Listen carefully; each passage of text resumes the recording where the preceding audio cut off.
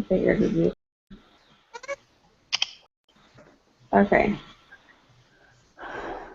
So what do you guys think made Noodles and Company an attractive opportunity for Aaron Kennedy in 1995?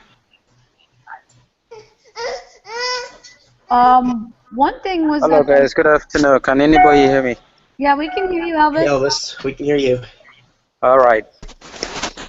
Good to have you. Okay, let's go ahead. I was saying that I don't think that there was anything in the market that really compared to this idea. So he has an open market. You know. Yeah, because no one's really tapped in there. Yeah. I mean, there's a few places. You know, you have like your Panda Express. So I don't know how popular that was back then, but They weren't open back then, were they? I don't know when they opened, but I mean, I would think it's been a while. I think you're right. I think that's the reason why it was attractive. It was a unique value proposition on page 3. That's kind of what it states. It's like the third paragraph down. Yeah. Panda Express has been around for 30 years. Oh. It was definitely different. One thing that I saw that kind of helped being different, it was the price wise. They said it took about $10 for home like families to make a supper or a meal, and to go out in this casual dining was about 19 or something like that. But in the Noodles and Company, it was like 12.5 for one Yeah. meal, so which was a really good price for them to to have outside, especially the growing tendency for having dual incomes from both parents. Yeah. I wouldn't give a lot of time. So that was one, and the second one was the tendency of people liking fresh and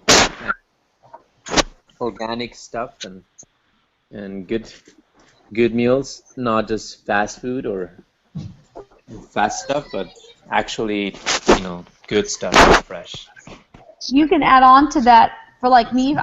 We have 6 of us. I have 4 kids, and it said in there that had kid-friendly meals too, which is huge. Yeah. You know, I go to Panda Express with my kids, and they're only going to eat like one thing because they don't like anything else. Yeah. So have any of you guys ever gone to Noodles and Company? Haven't. There was No. actually one here in Missouri, but I haven't gone. I haven't. There aren't any in Washington State. I like their mac and cheese the best. And it's nice that you can throw meatballs in there for some protein, but other than that, every single dish has like a wine in it, so I'm like, I just get turned off by that. That's interesting because they've got a bunch in Utah. I wonder if they've tweaked it or if maybe it's just cooked. Right. Well, whenever you cook with wine, supposedly it's fine. The heat cooks the alcohol out. Yeah. I don't know. That's where it's like a personal opinion. Yeah. On if you want to, because I've read a couple articles that say that it doesn't completely cook out all the alcohol, but I've seen other stuff where it says it cooks out the alcohol completely. So it's your individual character for that one. I'm just like, I'd rather just not. Right. Why chance it? Yeah. So in 1995, I'm not sure that he really knew about the cost margins and all that stuff when he first saw the idea.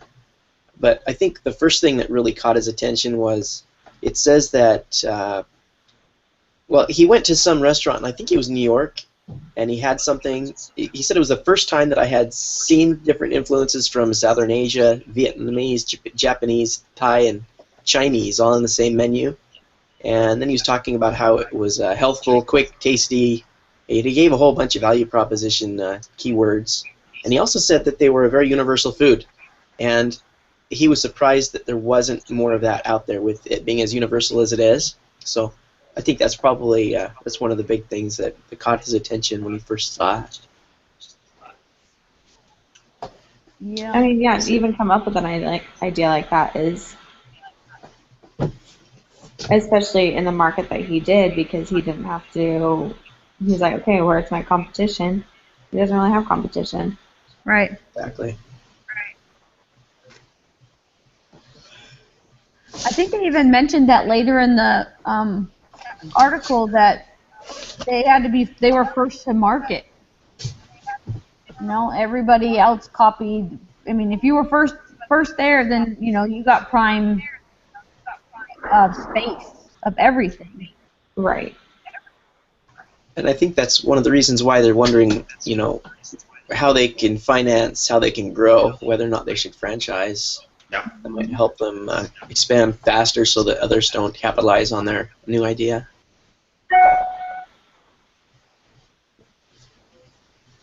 Anyway. Okay, we'll go on. What does Elvis mean? Think of that. What does he think of what? What does he think of what we talked about? Yeah, I think that like everybody else is saying, uh, noodles from what I read in the case was a food that people all over the world could easily identify with. And I think that is one thing that he noted.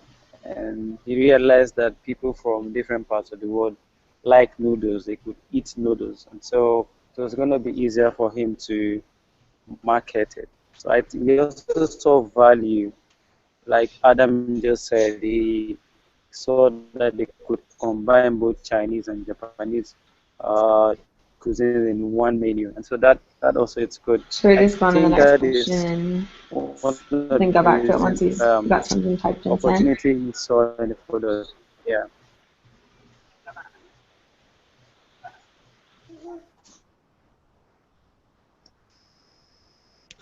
I agree. Okay. So what what do you guys think that caused the company's early struggles? It kind of listed a few things.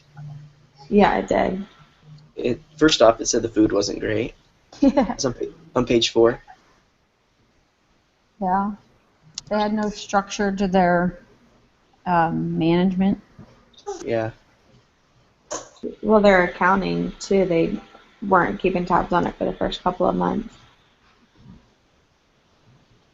I don't want to say keeping tabs, if they weren't staying on top of it to know how much money they were losing or not. Yeah, probably in connection with management, like you say, Chelsea. It also says operations needed a lot of work, so that could be management and also the other operations in the business. I mean, that could go down even to ordering supplies and keeping schedules correct and how they had the preparation, the food line. That could be anything. Even the layout of the restaurant could be part of that. Absolutely. Yeah. Yeah, because there's lots of stuff that they learned as they were going. It's interesting that this kind of guy, though, with his background, he went into a restaurant industry. Like, that's kind of brave. Yeah, I think that's probably the biggest thing is he didn't have experience in the industry. Mm-hmm. He almost should have taken his own advice, because in the end, they said that now they make their people go work in a store twice a year or something like that for 2 days. If he had any kind of restaurant experience before that, he might have understood. Yeah, I think it was smart of him to have. I mean, the people he teamed up with for the company, they all had restaurant backgrounds, and he had more of a marketing background. So I still think it was okay and still good.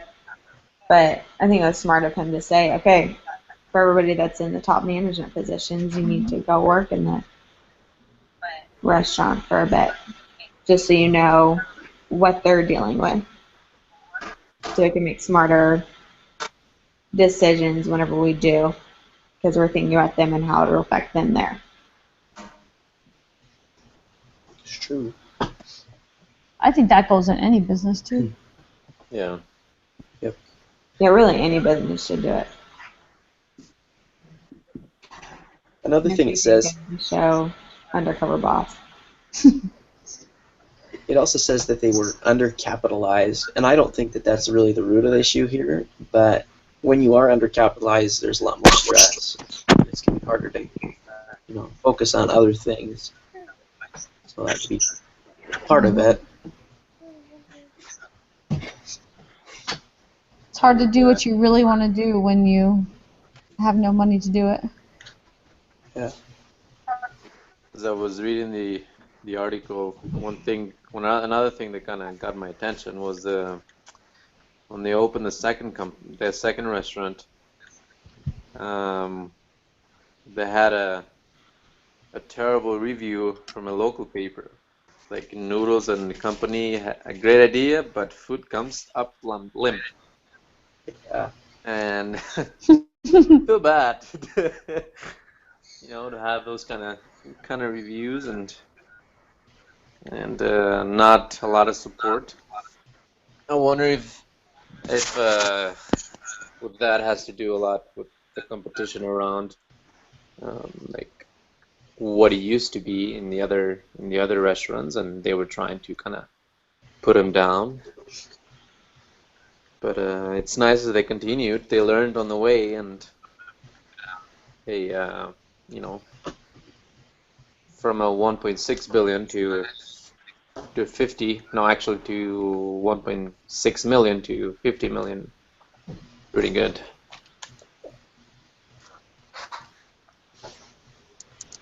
I think another thing that kind of separated their previous success with their, or not lack of success, with their later success was um, they found out who their target market was, and they were able to they capitalized, and they were able to put restaurants in better locations. They were also able to connect with those that were probably going to be eating out more. It's like they connected with schools, and I thought that was really interesting because if you look up, um, I was looking up maybe professions that eat out the most, and school teachers are some of the most stressed profession and most likely to gain weight.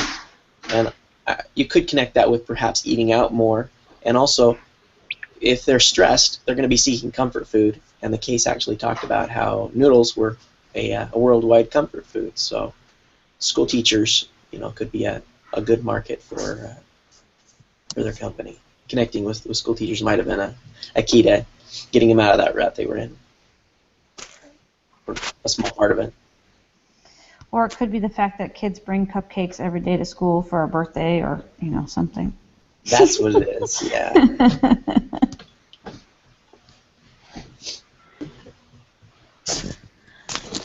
All right. What's the next question? It is, what role should franchising play in the company's growth? Are you guys for franchising, against franchising for Noodles and Company? I think it's a good idea if they do it right. Right, that's what I said. Well, that's what I thought when I was like going over these questions. Because there's lots of ways. My dad is really against franchising. Because you open one restaurant and the person that, think about it, people who own McDonald's or like own McDonald's locations where they franchise them, if they own one, they don't do very well. If they own 10, they do really well. But you have to have, the more you own, the better you do. But if you own like one or two, you're not going to do very well. That's interesting. Isn't it like a kind of a common practice where you have to buy more than one? Like I know somebody who looked into a Krispy Kreme, and you can't buy just one. You have to buy 10. And that might be on the company. It depends on the company. Yeah. Okay. Yeah. I've heard some will do one. All right. Because with franchising, you have to pay all the fees. I don't want to say fees, but because you're renting their logo, the idea, everything from them. And usually one location isn't going to cover the cost. You're not going to make the money that you want to make whenever you think about Right. If you think about it, oh, somebody owns McDonald's, oh, they're so rich. Well, they don't own just one, they own multiple. Right. Because we have a family friend, he owns all the Taco Bells and Arby's in like 3 states. Wow. And he's making really good money. And I swear he like never works because they own ranches all over the country too and then horse racing anyways. But without the multiple locations, he wouldn't be able to make it because for the renting stuff, it's just one fee. Right. Didn't they say something like Applebee's charges like 35,000? I don't know if that Yeah, was that's annual or monthly, but a lot of that's times just. they. Go ahead. Sorry. No, Go go ahead. ahead. A lot of times they'll charge an initial fee, and then they'll charge a percentage of revenues after that. But it really just depends on the contract. It can be, yeah, it just it depends on the contract. They can draw anything up. Right. Hey, Rebecca. So basically, what do they have to pay for the franchise though? I don't think it gave information on that. It talked about Applebee's and some other averages, but it didn't really talk about what they were talking about for their company. Well, they have to hire professionals that know franchising because I don't know if these guys know anything about franchising. That's why they are not very sure about it. But they have to hire, they were saying, a VP and a manager and more people to help them and stuff. This was kind of the only thing that I was not very pro franchising, but Okay, but they so they only have to pay one set of people, a VP manager and admin or whatever under that person to take over that branch, but they're bringing in all that money the franchises are making, a percentage of the sales plus their fee. Yeah, there is a percentage of the sales that the franchise will make and go to the owner. So I just looked it up online. For a Noodles and Company franchise, you have to have the initial franchise fee is $35,000, and the initial investment you have to have about between 500,000 to 1.1 million dollars. Is this the case, or did you look this up on their I website? just looked it up on Google because it's on there. Oh, okay. I'm gonna look it up for another one of my classes. And Okay. the royalty fees, so the percentage of sales that goes to headquarters, we'll say, is 5%. But otherwise, it doesn't cost them anything out of pocket, right? Yeah, it does. You have to invest in you have to invest in the restaurant between 500,000 to 1.1. No, I mean, Noodles and Company. They don't have to put anything else into the franchisees. Oh no. Like they just let them have the name, right? Yeah. Well, they're going to they most likely are going to give training, and they might be doing national advertising. It really depends on how they want to, if they want there to be continuity between all of the different restaurants, they're going to have certain standards and advertising and different things like that. So. Right. But they already have that set, right? And they have their own company, or they have their own restaurants that are already getting that. So it's really not costing them anything extra. Maybe a little bit of training hours. Yeah, training. And well, stuff like that. They're getting paid by the franchisee for those, right? So. Right. Yep. Depends how. I think as the first time they will be spending some money because they don't know what they're doing. But in the future, it might go down. So. Well, another cost, if you want to call it a cost, is they're only going to be making 5% of the revenues, whereas if they did it independently without the franchise owners, they're going to be, they could potentially be making more. They're just eliminating risk, and there's also creating the potential of a faster growth with the franchise. So there's an opportunity cost that could be considered as well.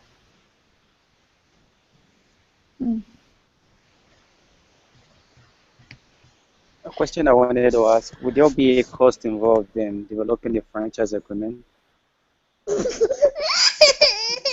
I didn't catch that, Elvis. Say it again, Elvis. Would they incur any cost while developing the franchise agreement? Would they incur any cost in the franchise agreement?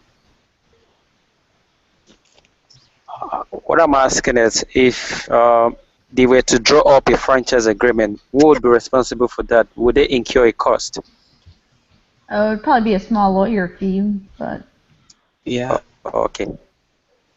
As long as the franchise agreement went through, as long as someone actually purchased signed on to it, I don't think they have any costs if they drew up the contract right.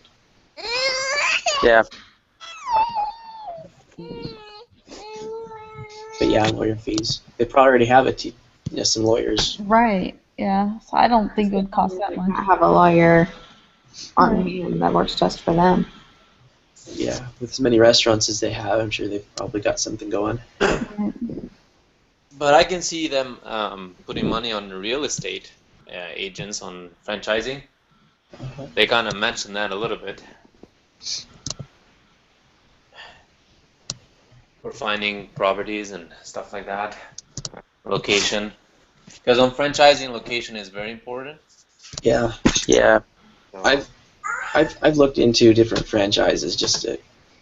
I'm not really completely serious about looking at doing any franchising, but just for the fun of it. And a lot of times, location is one of the major points that they put up on their websites. They want to make sure that it's going to be put in a good location.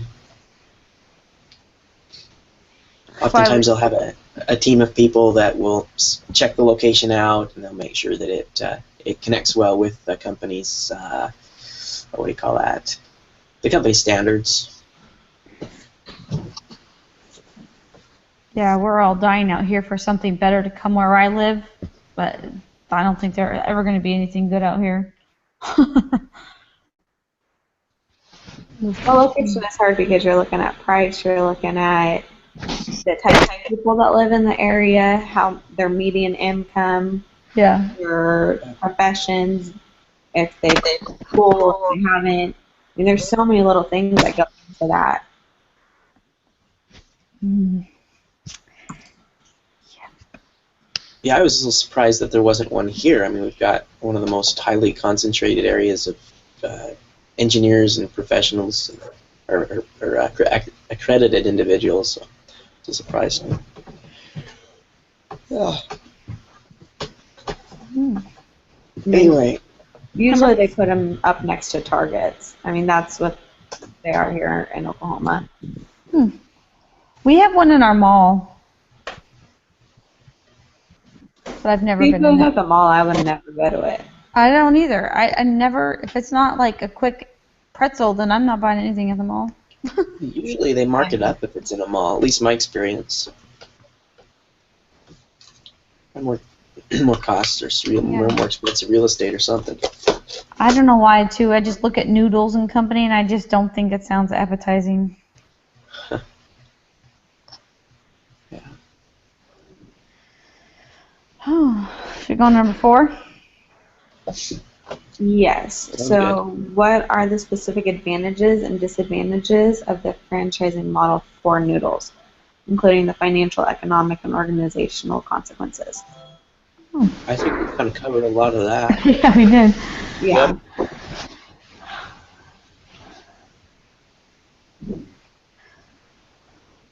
One of the disadvantages, I think Griselda already brought this up, is that they need to hire someone to kind of manage that, someone with some experience.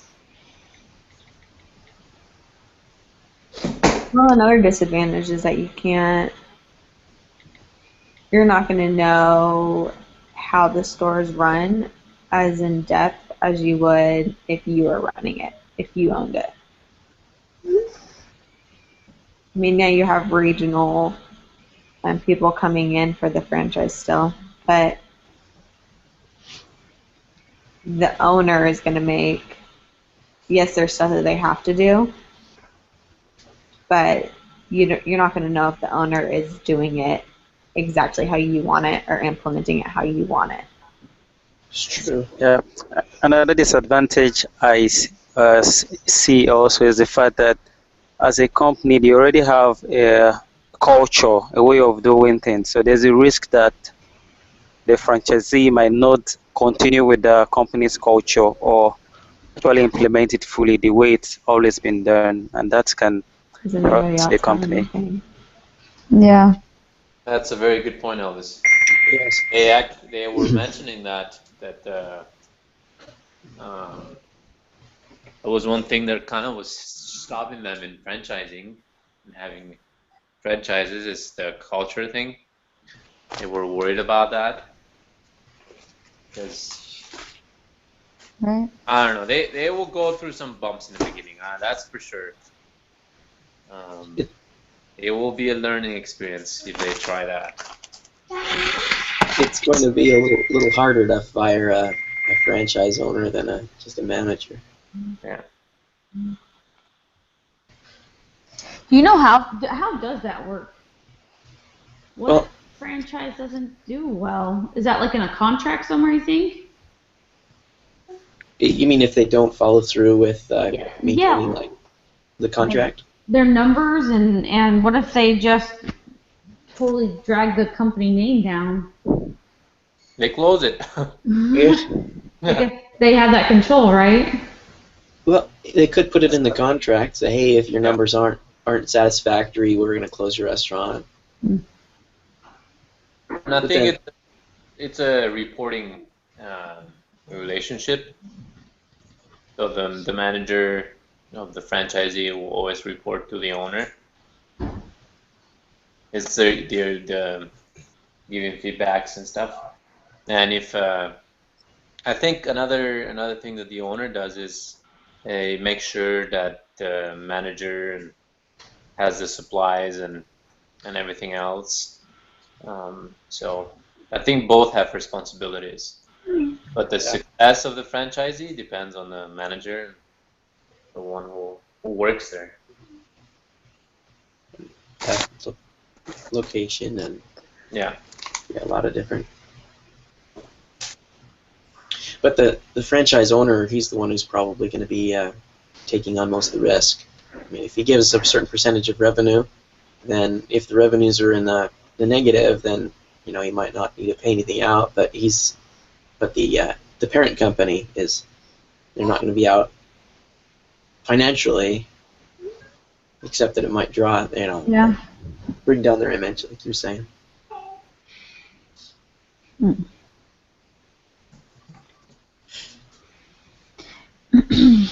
But as far as maintaining the certain standards and what do you call that, culture and things like that, I was looking at a franchise.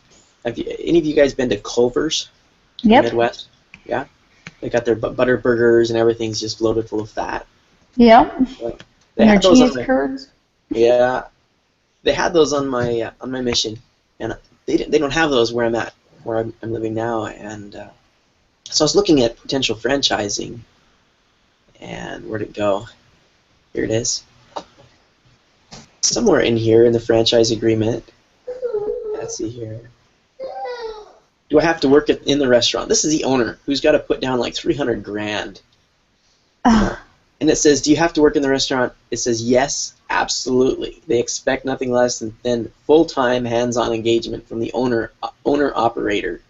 So I think that's crazy. If you got that kind of money, why would you want to work in a restaurant? But that's part of their contract. So Oh. People really like the yeah, restaurant environment. I wouldn't like it because it's nights and weekends, but yeah. I And would I not guess think that would go well on West Coast. So correct me if I'm wrong. Where I've seen the franchises, the manager is the owner as well. Like that's how I've seen in some franchises, and then the parent company is the owner of the business. So he actually doesn't own the business, but he manages it, and the only thing that he has or he buys or something like that, or he rents, is just the name and the model. But the owning and stuff, it's of the parent company. I know that the name would definitely be owned by the parent company, but Yeah, I'm not sure about how the rest will work. It might depend on the different because they franchise. get supplies and they get a lot of things from the parent company. Uh-huh. They don't actually own, manage. So I don't know. I might be wrong on that, but in some franchises examples, the owner, you would say the owner is actually a manager of the franchisee. And they don't call him an owner at all. They call him a franchisee and a franchisor for the parent company. Right. So you're saying that rather than actually putting down the money on the land and the building and everything else, you're saying that he would actually pay to the parent company, and the parent company would build it and own it? Well, he like it's not that you most of the franchising they don't buy lands and stuff. They rent them, right? They rent location. Yeah, Yeah. that's part of finding a location. I mean, you can Yeah. decide if you want They to rent them, rent so or they don't buy it. buy stuff. So what that's why the parent company has the fee, right? So you give them the money and they do everything for you. So you basically manage their business or their franchise for them. You're not actually an owner. That's one thing that I never liked about franchising. If I become a franchisee, I'm kind of not very free to do stuff as an owner, but I'm more like a manager to them, if that makes sense. So if I understand you, I think you're it saying that depends on the company, and it depends on how the person that the franchisee wants to run it. Yeah, like there are some like differences, but the main thing is you're under somebody's, so you're a manager to them. You're not actually an owner. But Are you saying that's how Noodles and Company is, or? well, Noodles and Companies haven't started the franchise yet, so it depends how they do the agreements. But most of the franchisees that I know, the franchisee is the manager, and the franchisor, which is the parent company, it's the owner of the company. They provide supplies, provide trainings, they do all the things, right? And the franchisee has to manage the business. I wouldn't think it would be like that. I mean, if you're gonna be a franchisee, you're gonna own No, everything but the name. no, there are some things that you don't. Like their products, they supply for you. The business model, they give it to you. You don't I make mean, it. that I understand, that Yeah, part. But yeah. everything else, you have to buy and do. They provide it for you, and then you get, there are different agreements, but you're you're not a business owner with the word an owner. The best example I have, I worked at the UPS store, and that's actually a franchise. And I know it's not food related, but it's still a franchise.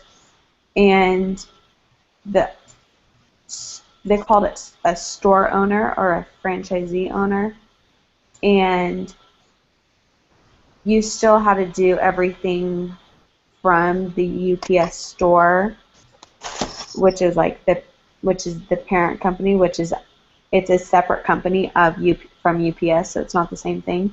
But you still had to use the logo and all of that, and you had to buy all the products from them. So the boxes you had to buy from them. We had a regional manager come in. I can't even remember how often that she'd come in, but she would make sure that the layout was what they want. If the owner wanted to change anything of the layout, it had to be done through the regional manager, but he was still the owner. He was the person who was hiring and firing. He was the one who He got decided profit from it. what the hours were going to be open. And did he have to buy the land and building? It was, see, and that's the other thing is like for a lot of locations, for a lot of franchisees, I want to say in general, you just rent out and you build how you want. That's how some go. You don't buy. You don't. Not a lot of people buy. Walmart buys the land. I know that because they own. But for But he's most things, you rent. right. But the franchise owner has to personally either buy or maybe rent the land or building under his own name. But then he's got to build the business based on the franchise's their expectations, their Yeah, and criteria. he had to pick a location together with the regional manager. Like Yeah, that was, the regional manager was over, like helping the regional manager guides them in the direction of where to go, saying, okay, we'll let you build a location here, or we'll let you build a location here. He does the trainings and all this stuff. Yeah, but he's in charge of all the financial stuff, the franchisee owner. So he watches the sales every single day. He watches we had to text him the numbers at the end of every single day, so he knew how much was coming in the store. And I know a percentage got sent to the UPS Store Corporation, whatever it is. But he was in charge of like setting the rates we got paid. Interesting. Everything. So you get freedom as a franchisee owner, but then again, there's other parts where you don't have freedom, which is kind of nice because if you want to be your own boss, go get a franchise, but you don't want to have to make a lot of the calls. You still get the best of both worlds. Mm-hmm. Yeah, you have your business model set up for you, and you have a backing and guarantee from the major corporation, but you still get to make the day-to-day All the work decisions. is done for you, pretty much. Mhm. You just have to put it in motion. But you're also tied down in regard to a lot of different things. Right. That's what I said. You're not an owner. You're more like a manager. You're the parent company. So, because if the parent company goes down, you go down with them. Yeah, you go down with them. If that makes sense. So. Yeah, but they're an actual owner. They're not a manager. Yeah. You guys know the Target, like Walmart and Target? Yeah. Yeah, I know. Yeah. You guys hear how bad they did in Canada? No. No. Yeah, they closed most of their. Do you know, I did read an article how they closed like 128 stores They closed in most of their Canada. in Canada because they were opening too fast, too many franchisees, and the sales went down, and most of them got closed. So I think there's only in the States right now, not in Canada. So I don't think Walmart's a franchise. They don't do No, franchises. Target owns all of Just their Target? own stores because I live pretty close to the regional office or like corporate, so I meet tons of people from Walmart. Because And because they fly out of Tulsa because there's not an airport in Bentonville. And Tulsa's not that big either. But they own everything themselves. They even have a construction team that goes across the country to build the stores for them. Everything is run through Walmart. For church. Is that the same with Target? With Target, I don't think so. I mean, they don't do franchises, do they? Who? Target? I I didn't think they did. I could be wrong. But I love Walmart and I love Target, both of them. I just Yeah. don't like Walmart on Christmas Very Eve. well. That's not good. No. I've been ordering my grocery because Walmart has grocery pickup, where literally you can get an app on your phone and you can order or pick out all of your groceries, and you just call them whenever you get to Walmart, and they bring out all your groceries and stick it in your car for you. It literally takes me 10 minutes to drive over, or total 10 minutes. I drive over to Walmart, they put all my groceries in my car, I come home, and they're all away. Like, Awesome. literally just 10 minutes. Now, granted, I live across the street from Walmart. I've heard I've heard that they're partnering with Uber, that they're actually going to be doing deliveries. I It saw that. depends on the location. Yeah, you're probably right.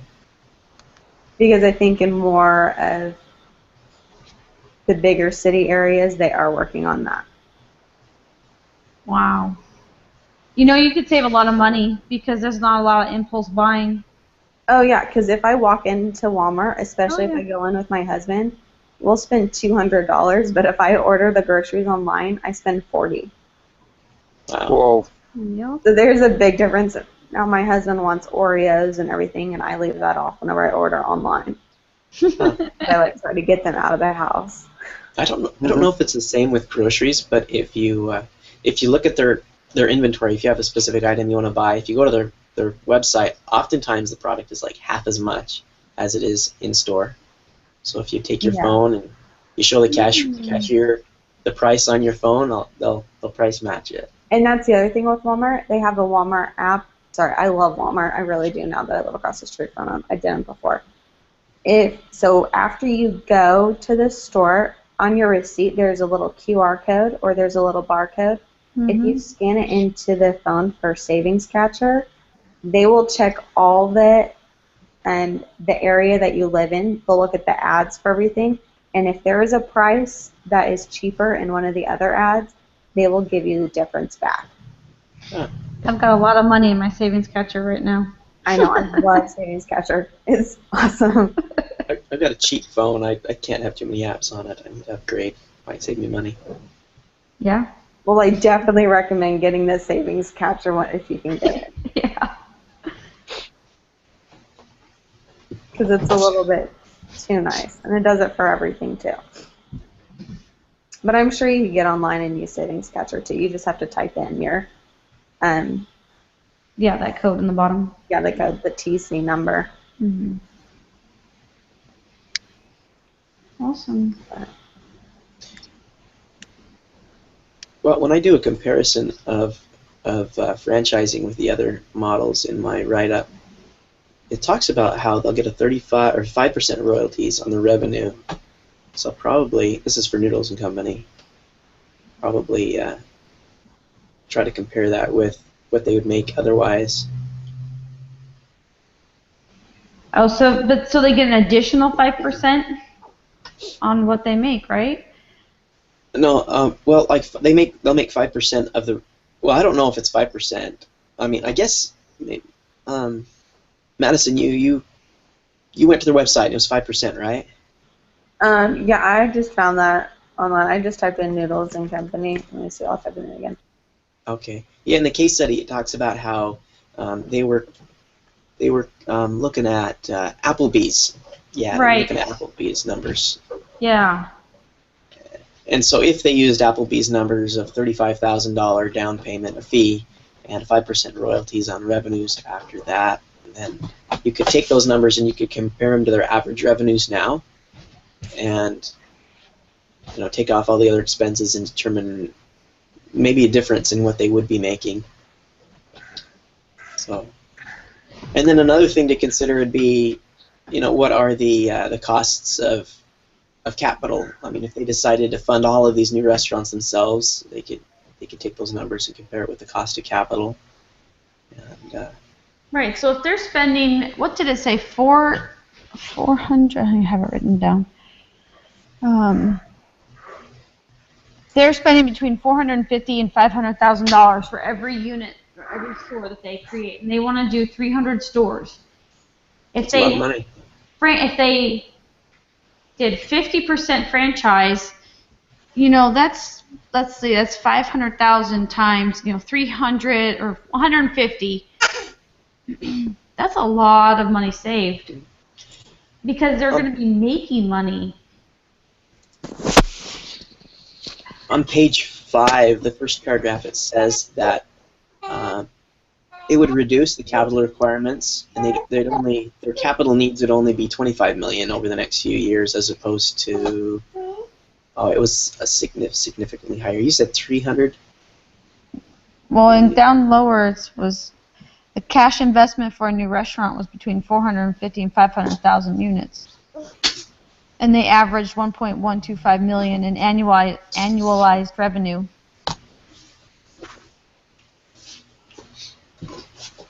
Let's see. On page 14, it says 80 million in capital by 2006. Yeah, there's some numbers that can be crunched here, but it's kind of just a trade-off. Depends on how fast they think they can grow independently, how much capital they can bring in, and what the interest rates are going to be. Maybe you can help me explain to me. So down in the discussion questions, it says that the company or the store operating margin is 80%. Uh-huh. What does that mean? Let's so they're making 80% off of every store, or is that how much it's costing them? Where does it say that? In the discussion questions, it was just a question down in the note. Oh, the operating margin is 80. Yeah. I don't understand if that's an expense or if that's a gain. Let's look it up. Yeah. Yeah. I don't know. I just did that last week. I need to reference back to my previous spreadsheet. Okay, well, I have it. It says in business, operating margin, also known as operating income margin, operating profit margin, and return on sales, is the ratio of operating income divided by net sales, usually presented in percent. Net profit measures the profitability of ventures after accounting for all costs. So they're making 80%? Yeah. Well, are you sure? Because like profit margin, if the profit margin was 80%, then, but this is operating margin, so isn't operating? Sorry, go ahead. Yeah, so it's not their net profit; it's their operating profit, right? So there are other expenses that need to be taken from there, still, but their profits from the operating so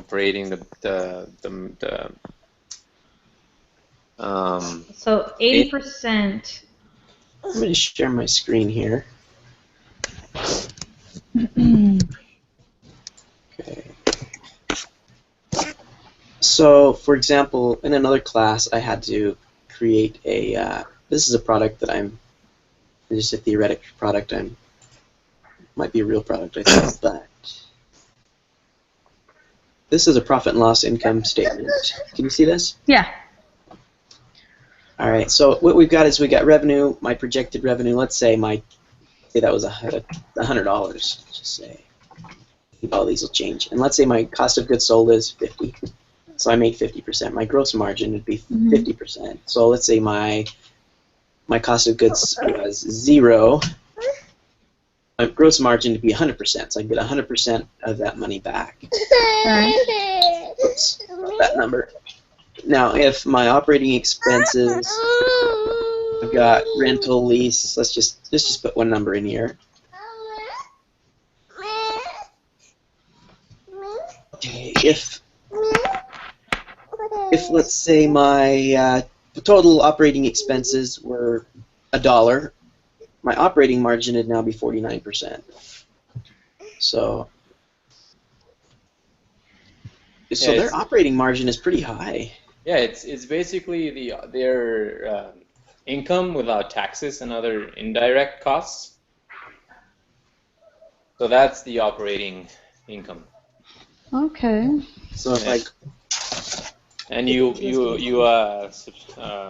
what's the one? Divide that by the net sales, and you get the percentage of the operating margin.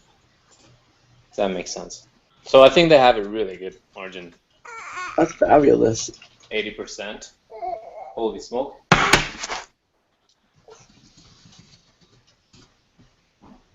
So if their revenue was $100, their cost of goods sold was 10, and their other business expenses were 10, they'd have an operating margin of 80%. So that's really high. Yeah. I'm surprised. Yeah. But then their depreciation and amortization, their land, their buildings, and all of those other things, that's not included in that. Okay. Well, those are indirect costs. The amortization and taxes. Or yeah, but you also have like land and buildings, or maybe not You land. can go to the operating expenses, the land and building. Okay. I think like equipment, like kitchen equipment, or the building, Like those can the fixed costs, right? depreciate. Okay, yeah. Everything that has to be with depreciation goes to indirect. But like rents and other stuff for buildings and things, they go to the operating. So Yeah, like rent and the lease, that'd be there under operating. Okay. So when they are, so that's if they have their own stores, but if they franchise that, then they don't have that, and it's just, wouldn't that operating margin for the franchise stores be 100% then, because they're not spending, Well, on page they're 15, making money. on page 15, just above what to do, it says, according to analysts, estimates the profit margin on franchise fee revenue averaged about 75%. But that's franchise fee revenue. Right. It's kind of missing some numbers. I feel like I'm not I don't. When I look at these cases, I don't think of the math side. I think of like the customer service side and the employee side of it. So it's hard for me to understand the number side. But my interpretation of this would be they'd get 75% of that 5% royalty. Does that sound right to you? Because they're going to be investing back into these companies by advertising and training and other things. So would 75% of that 5% am I thinking that through right? That's where I have no idea. I don't feel like it gave enough information on that.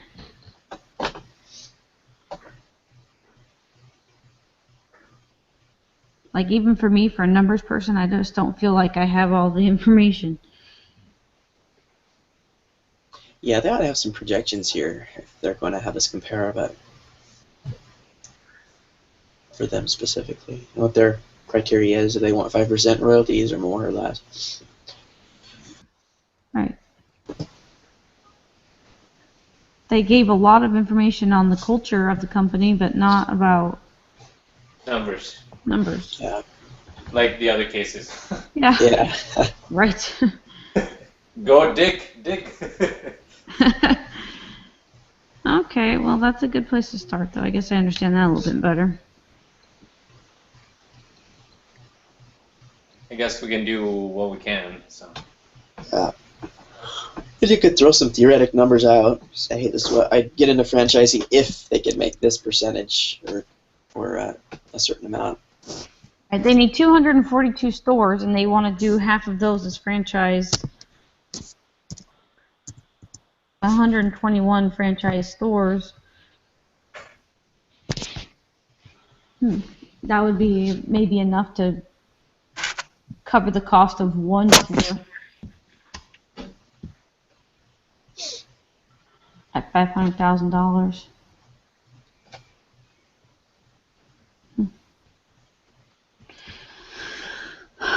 Okay then. Well, How many are left? That's it. Okay. Because I don't think I have much time. do we need to summarize anything? I don't think so.